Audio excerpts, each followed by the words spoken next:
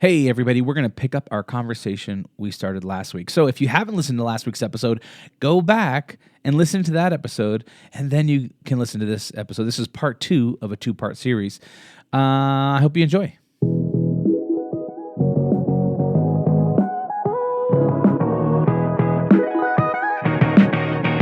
Welcome to The Friday Habit with Mark Labriola and Benjamin Manley.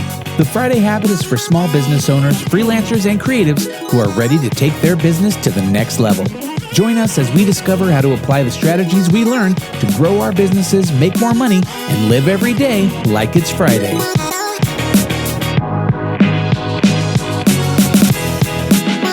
So if you can't tell, Ben is actually in a camper right now, somewhere on the Colorado-Utah border.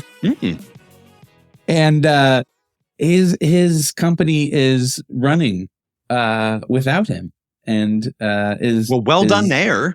Well, thank you very much, Ben. So I'd be curious to hear, how, because I feel like you're pretty good at some of this stuff. How do you resonate with that as far as having a team, and then again, you have to empower those people in order then to take 2 months off and hope the company doesn't crash and burn without you. Yeah. Well, I definitely think that a couple things. One thing that really resonated with me is that having, David, what you said about having ambiguity creates a lot of stress and frustration. I've done that before. I've kind of left jobs open-ended and said, hey, here's your general goal for this job. Do it however you want. And sometimes having it that open-ended for somebody, especially somebody that's very responsible, that can be very overwhelming because if I say, hey, it's your responsibility to create a great client experience. Like, where's my boundaries? I could go anywhere. Right. I could do anything. So my job is never done, And so I think what you're saying about creating roles and responsibilities and clarity around that can decrease stress a lot. And for me, I definitely think having people involved in decision-making partially decreases some of the stress as a leader because other people are kind of helping create those decisions. But also people will follow them more seriously. And I find myself being the one as the CEO, I need to be better at following the rules, Like I'm always like, oh, cool, good system, guys. And then it's like, Ben, did you fill out that thing in the CRM after that meeting? I was like, right. No, or Ben, like, we don't send late night emails. Yeah, exactly. Exactly. Like, you guys are better at this than me. I suck, So in a way, that's awesome to be in that position. And it's kind of like having, kids that call you out like, Dad, I thought you were going to work out every morning. I was like, yeah, you're right. Okay, I was. Anyway, so yeah, I do think that empowering your team makes a huge difference. And as far as, being away from work, I mean, I've been fortunate enough that Knapsack's been running about 7 months on its own for the most part with weekly check-ins. And the team has been doing awesome. I have somebody awesome in charge. That makes a big difference. But also, wait, have you been living in a trailer for 7 months? No. Okay, I took like a 6 month sabbatical, and then now I'm on the road for 2 months. So, and then I'm going to go back to work after that. I was going to go, Ben, is everything okay? Like you're living in a trailer. Yeah, it's the opposite. Things are so good that he can afford to live in a trailer. Yeah. So, okay. So, I think all that kind of resonates with me. And also I feel that, it'll get ahead of any like embitterment too as a leader, because I think sometimes as a leader, I'll have expectations in my mind about how things should go or be, but then I never express them or say them out loud. And so then I just stack on those feelings of like, oh, they didn't respond to that email like right when I thought they should have responded, or, they did X, Y, and Z this way. But I'm just keeping that to myself. And then it comes to a head where then I get frustrated with somebody and blow up at them or something. And so this really feels like, that common understanding, getting everybody on the same page to start is like just so crucial and critical for having a real healthy team. Yeah. And if I may, I'll just sing Ben's praises a bit more, not about the trailer, but in transition, Ben, the fact that his team feels comfortable calling him out for not following those rules shows that he's a leader, is building that sense of psychological safety too, right? Which is the other problem with, like you said, if you just keep it to yourself and then one day you blow up on it, you're undergirding that second element, which is that sense of psychological safety, the idea that I feel safe enough to take an interpersonal risk in front of this team, and speaking up because you disagree with the boss or calling out the boss because they're in the wrong. That's a huge indicator on whether or not your team has psych safety or not. Hey, that's cool. So what are some of those things that we can do to build that psych safety, as all the cool kids are calling it. Yeah. Yeah. Me, I think. And really, it's like the 17th time I've said the word psychology on the show already. And I'm sure people are tired of it. Right. Um, so if you look at all of the research on this, it's really intriguing. Psychological safety isn't just trust, although we often talk about it like it is. It's a combination of trust and respect. And I think that's key because trust and respect are what happen on opposite sides of risk.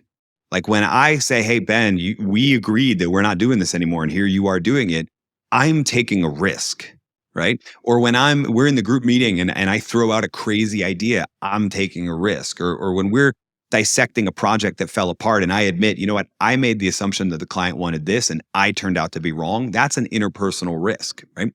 And so I have to trust the team enough to take that risk, for sure. How they respond, particularly you as a leader, how they respond after that risk makes a difference in whether or not I still trust them, right? So it's like this cycle: trust, risk, respect, trust, risk, respect. And so, you build that initial small scale trust by kind of that empathy piece we were talking about, by helping people understand each other as humans, by spending unstructured time together to just kind of find those similarities and those reasons why you like people. And that builds a little bit of trust. But as a leader, it's recognizing when people have taken those interpersonal risks and responding in a way that helps them feel seen and heard. Like my number one thing for leaders is just, are you actually actively listening to people? Or are you staring at your phone when they're sharing that idea, right? Are you, when they shoot out that crazy idea, do you jump right into why it wouldn't work? Or do you help them explore that idea first? Even if you don't have to go with the idea, you don't have to just greenlight every crazy idea your people have, but you have to help them feel heard so they come back the next time with those ideas, because the next time they might win, right? So that's really kind of the number one thing to watch for, is when people are taking those interpersonal risks, how do I respond? In fact, when I work with leaders individually and I'm talking about how they lead the team, one of the first questions I ask is, when was the last time someone disagreed with you publicly, right? And if it's more than like a few months, I already know what the problem is, right? But if it is like, oh yeah, it happened like 2 or 3 weeks ago, great, tell me more about that, right? And let me see how you responded and how that response happens, because that's what keeps the cycle going. People took an interpersonal risk. If they feel like it was met with respect, they still trust you. If they don't trust you anymore. That trust level degraded. It's a virtuous or a vicious cycle depending on how you as the leader respond. That's really good. That's a good challenge, I think, to all the listeners, all the leaders who are listening. That requires a lot of self-awareness and, emotional intelligence, and so obviously you kind of need to work on yourself in those areas if that's a struggle for you. Yeah. So. Yeah. And I'll give you my favorite. It's kind of in the book, but I stole it from Julian, who's a brilliant communication specialist. He uses this little acronym RASA, RASA, receive, appreciate, summarize, ask. It's sort of a checklist for how you should respond when your people are taking those risks, speaking up, or coming to you with their idea. Are you receiving it, or are you just thinking about what you're going to say? Right? Could you summarize everything you just heard them say before you add anything onto it? And then, receive, appreciate is actually number 2, because that's how acronyms work. You go in the order they're spelled. Appreciate. Are you appreciating it? Like, what are the ums and ahs, the nods, the nonverbals you're giving to show that you're in it? Could you summarize what you say before you say anything? And then before you offer your advice or your take on the situation, can you ask clarifying questions, right? If you can't think of a clarifying question, no problem. I got you covered. Just say, and what else, right? Or tell me more. Just some other like, okay, yeah, let's keep going with that. Let's keep exploring that further. And I think that last one is if you're in a leadership role, probably most important. Certainly like make eye contact, show the positive nonverbals, what have you. But so often people come to us with problems, right? And what they're doing is they're not coming to you with the actual problem. They're not coming to you with the depth of how much they failed or the fullness of their idea. They're coming at you with the problem that they trust to share with you, right? There's usually a bigger, like they might be coming to you with a symptom of the problem or some other thing. They might be coming with a smaller scale idea. They're feeling you out for how you respond. And if you respond negatively, they're probably just going to leave it there. If you just say, here's my problem, and you jump right to advice and solve their problem, they're going to walk away and go, okay, well, I'll try and implement that advice. But if you say, and what else? Tell me more. Okay. Like, I mean, you're not going to, this failure is not going to be held against you. The fact that you don't have a solution is not going to be held against you. Let's explore that more. They'll share more. And you'll see even in that one conversation, you just did a click on that cycle of trust, risk, respect. And you'll usually get at the real problem behind the situation. That's good. That's like next level.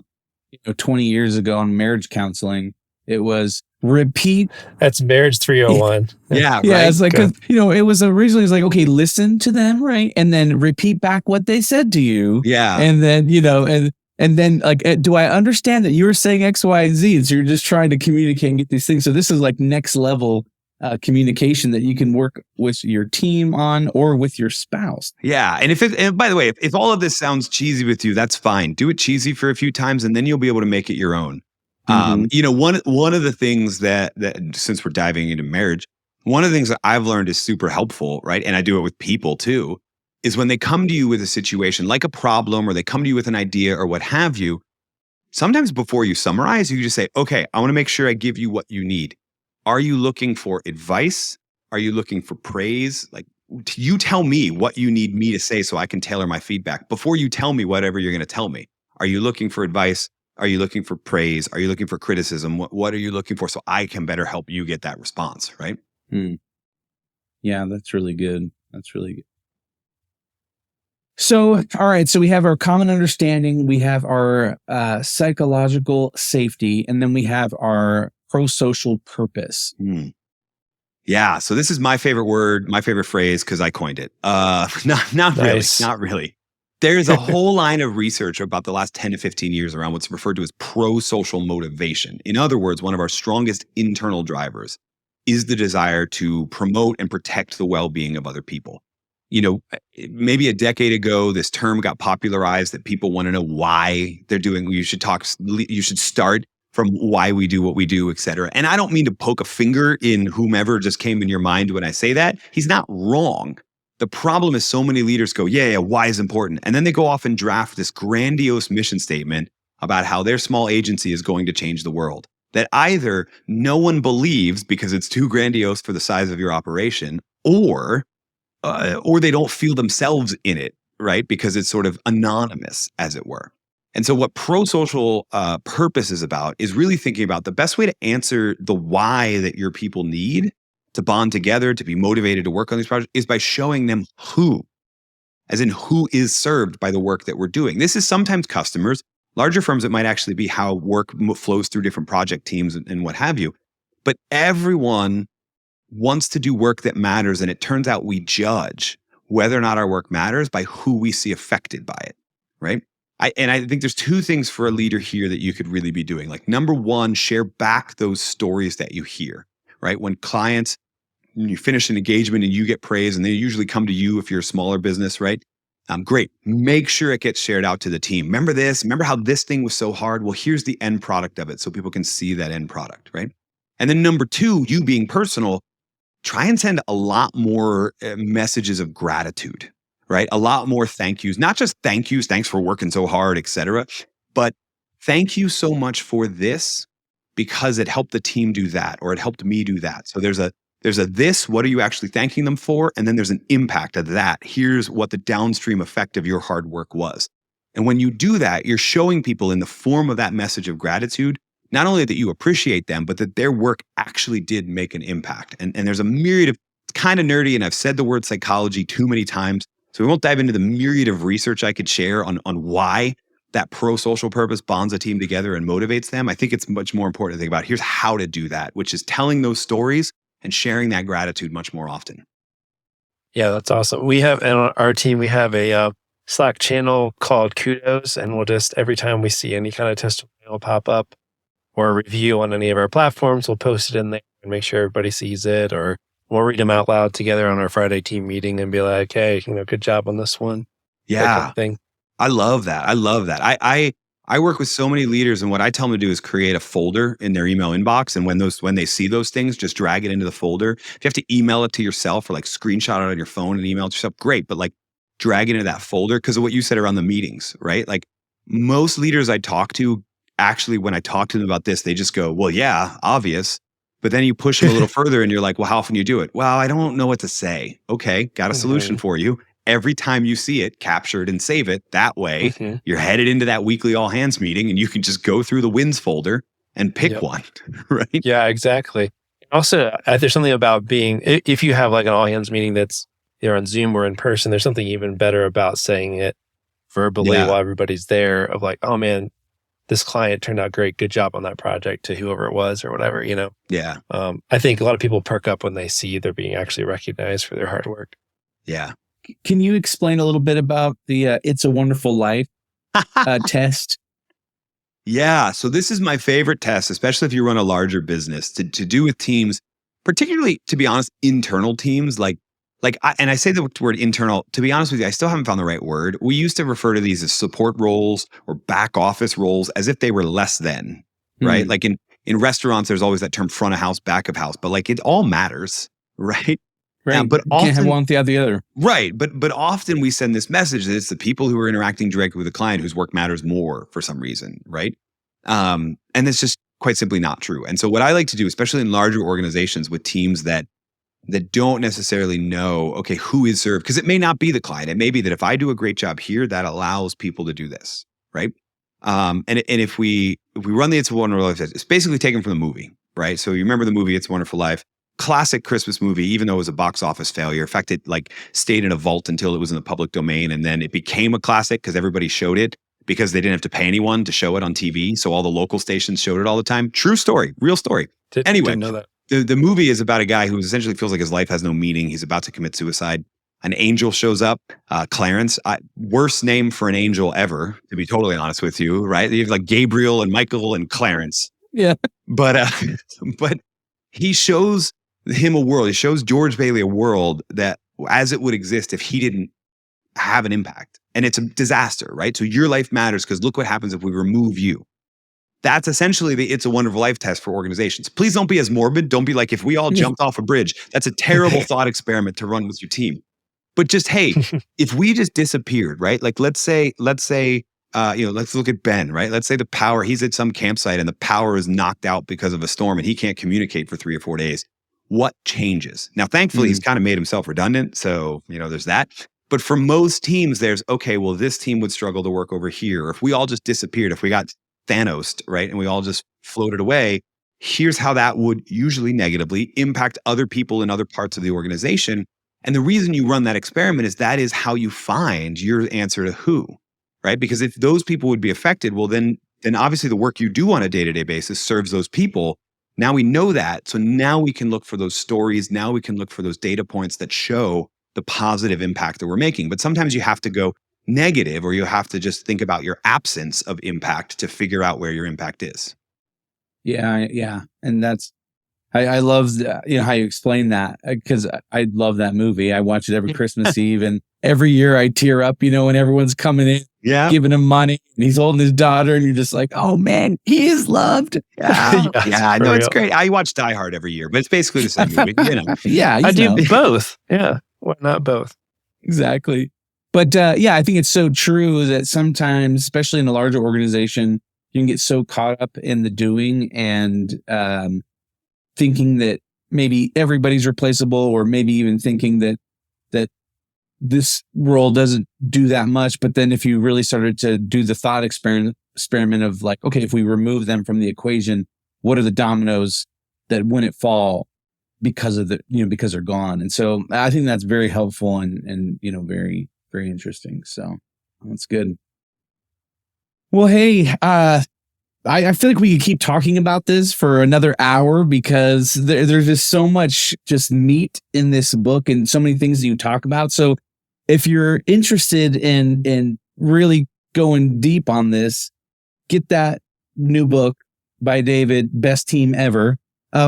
Where can people pick it up? Pretty much anywhere books are sold? Yeah, I like to say it's at good bookstores all over the world. And the way you know it's a good bookstore is if it has it. And if it doesn't have it, it wasn't a good book. Obviously, no. You can grab it wherever you want. Most importantly, links are in the show notes for this, which Mark and Ben want you to head to anyway. And they want you to leave a review. Let them know their impact, right? Like we just talked about this. So how about a review that says, "Thank you all so much for putting this out because it helped me do this." Like help them find that prosocial purpose, right? And I would assume that'd be a 5-star review, but I don't want to tell you what number to do. But then when you go there to do all of that, there'll be links to all of that, or just type in David Burkus in any search engine. I'm one of 2 in the world, and the other one's a 24-year-old Hungarian filmmaker. So you'll know which one's me. It's pretty easy. All right. So Ben, typically you take great notes. And what are your top takeaways from today's conversation? Well, there's 3 different ways that you can create the best team ever. First is common understanding. And one thing you said, the biggest takeaway for me was just creating that team charter. It sounds like you can do it in an hour meeting or so. Ask the questions that are in the book. That'll help you create expectations around response times, what tools you're using, how you work together, all that kind of stuff. And then number 2 is psychological safety. A couple cool things there is asking yourself, when's the last time that someone disagreed with you publicly? That might help tell you whether you're creating an environment of psychological safety. And then thirdly was the prosocial purpose. One thing you said, David, I really liked was we judge whether our work matters based on who we see affected by it.